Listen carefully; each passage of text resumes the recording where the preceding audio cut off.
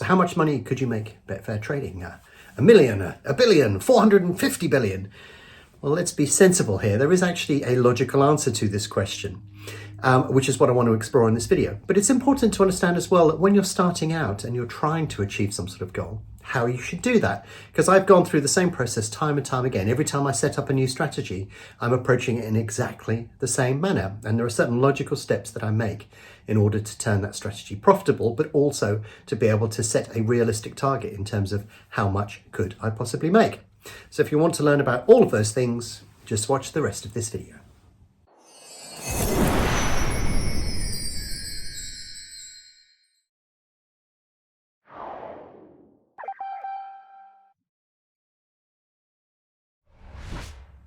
So this year I created a completely new Betfair trading system that I'd never done before.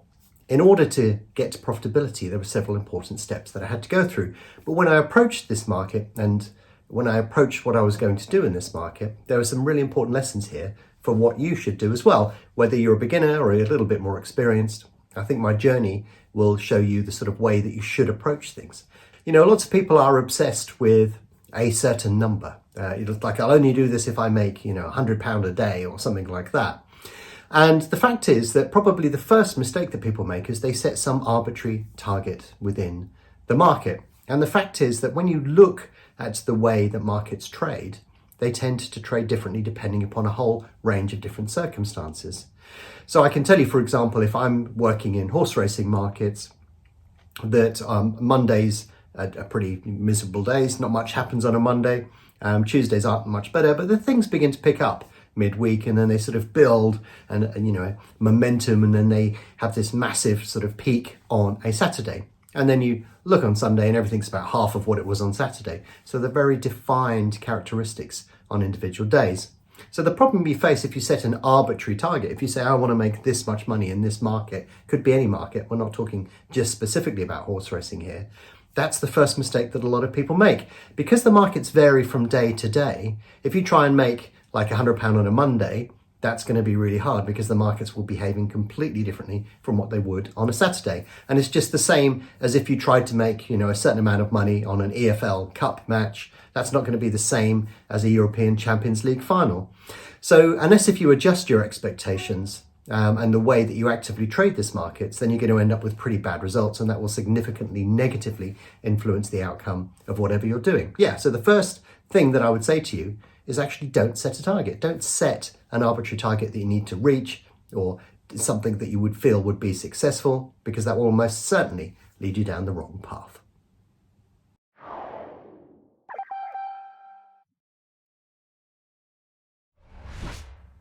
Now, it can look really impressive when I post up certain results. Over the years, I've posted up results less and less because I often feel, A, I get stick for it, and B, I don't feel it really shows what is involved behind those numbers.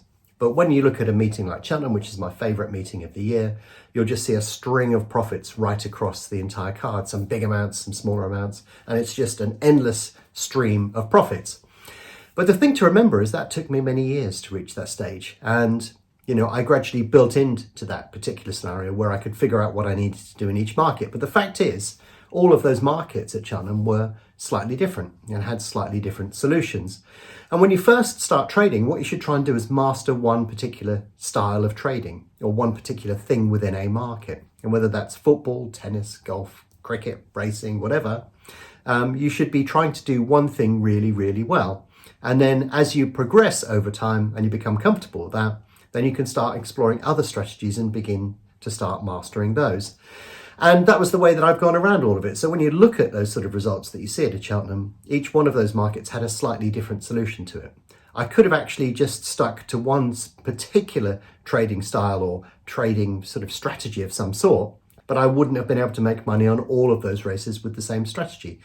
And my solution to that, if you're at this stage, is that when you come against a market that doesn't suit the strategy that you're trying to master, then you just don't trade it. So yeah, when you see results such as the ones that I've posted, and that's the culmination of years worth of experience, but also I'm varying what I do in each one of those markets. There's generally not one sort of fits all strategy that will just generally work in all of those markets. And there certainly isn't one strategy that will just produce an endless stream of profits. Typically on a day-to-day basis, my P&L is much more variable. It's just that the volume and liquidity at a Cheltenham is very suitable for trading. Try doing that on a different day of the week at a different time of the year, and my P&L will look completely different. I have discussed this in other videos where you can actually see me run down what a P&L looks like, and it's a mixture of profits and losses and so on.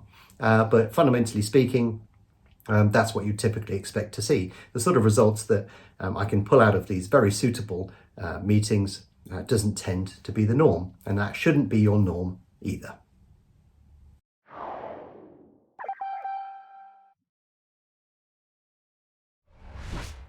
So it's important to understand when you're either trying to bet or trade for profit that how often you win, that win rate and get that winning feeling is not important. And I know that sounds strange and people struggle to come to terms with this, but it really truly isn't. I've learned this over many years. I have a whole range of strategies that have high or low win rates. There's a mixture of many different things. But what I realize is that how often you win, how much you win when you do win is important. But also, how often do you lose and how much do you lose when you actually have a losing bet or a trade? And it's that minus the other, which delivers what we would call a positive expectancy. So if you're not profitable, then one of those four things is wrong. Maybe you're not winning frequently enough, or maybe when you do win, you're not actually winning enough. Because on the other side of the equation, it could be that maybe you're losing too frequently, or that when you do lose, your loss is too big. But understanding those metrics and making a note of them and really getting a true deep understanding of that is how you will get profitable. Because if you're not profitable, one of those four things will be wrong. And what you should do in there is try and correct it. Deploy a slightly better strategy, have better execution, exit quicker, all of these sort of things. When you watch a lot of my videos, I'm giving you hints as to how to do this. This is a good place to be in the market. This is what you should roughly be doing. This tends to have a good payoff. I'm trying to get you into the position where you can begin to influence those sort of metrics and end up with a positive expectancy.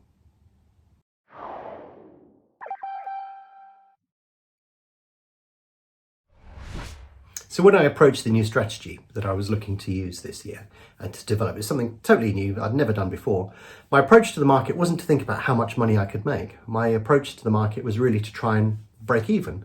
And in fact, I accepted that when I arrived at the market, I would probably lose money, because even if you trade at random or you bet at random, as long as your staking is correct, then you should break even overall, because the market's generally efficient.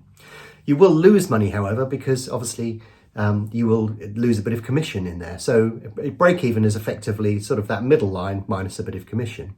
But when I approach a market, I generally sort of trade it almost at random. I throw a few orders in, have a few ideas, do some stuff in the market, and then you immediately get feedback from the market. And sometimes that can surprise you. You do something, you sort of think, oh, that's weird. I didn't expect that to happen. And that can be a positive experience as well as a negative one.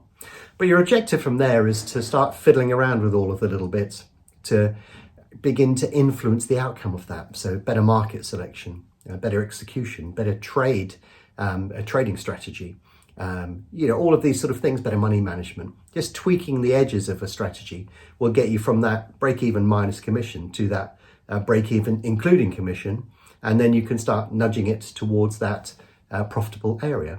So yeah, it's just a question of going into the market, learning about the way that it works, looking at how you can refine that for a number of different areas, and then doing it slightly better, and then iterating it and doing it again and again and again and again.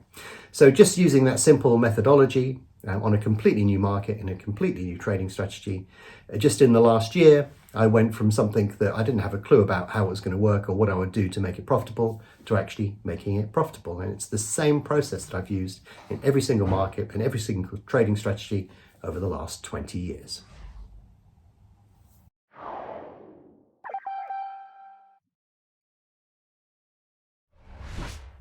So how much would you like to make next week? Would it be £10, £100, £1,000, £100,000? That is absolutely the wrong question and the wrong way to approach the markets, because when I look at my activity, I tend to look at it over the course of the year. You're going to get good and bad runs. You're going to have days when there are absolutely no opportunities whatsoever, and days when all those opportunities are flying in your face and you just can't believe your luck. When you have a bad day, or you can't find the opportunities, it doesn't mean that you're a bad trader. It just means that maybe those opportunities weren't there. If you focus on the opportunities and not the monetary amount, you will find them. And if you have a string of fantastic opportunities, you make an absolute fortune very quickly. It doesn't mean that necessarily you're a good trader. It's just that the market presented opportunities to you, and you took advantage of those opportunities. So one thing I don't do is set an arbitrary target. I don't sort of say, well, next week I want to make 10 grand. That will do, because then the problem you find is it influences your behavior as a trader, because you reach day 4 or 5 and you sort of think, oh, I've got a lot of money to make up. I better, look for the opportunity. And of course it may not be there. And, I was as good as anybody else of trying to set arbitrary targets when I first started trading. But I learned over time that the best way to do things is to break it down into smaller chunks.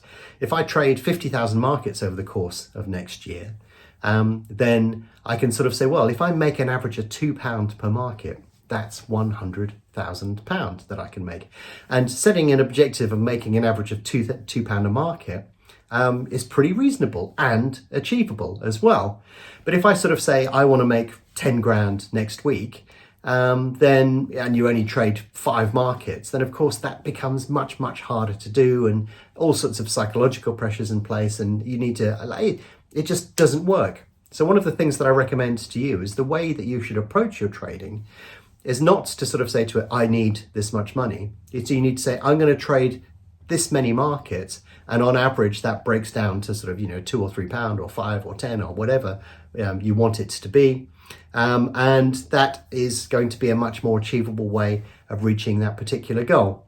If you try and set an arbitrary value, then you tend to try and find trades that aren't there, and therefore you end up not reaching it. But by breaking it down into a much more sensible and pragmatic target, then you can reach much, much bigger ones. And that's typically how I trade. I look at over the course of the year, I know roughly how many markets I'm going to trade, and I just do my best to find those opportunities and trade them to the best of my ability. If I get a minor setback, it doesn't really matter, because I'm looking at that much, much longer term goal, and I'm not too focused on something that has just happened.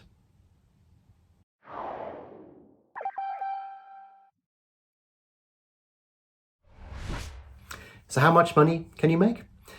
Well, my advice to you is that when you first start out, expect to lose money. While you get familiar with different trading strategies, styles and markets, it's unlikely that you'll turn up and be the greatest trader that there has ever been. You're going to have to go through a learning curve.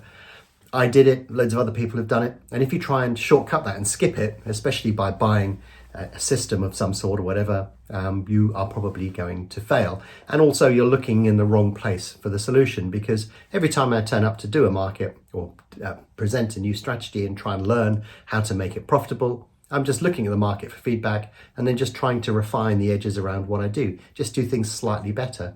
And all throughout my career, that's been enough, because there are lots of people that simply aren't doing that.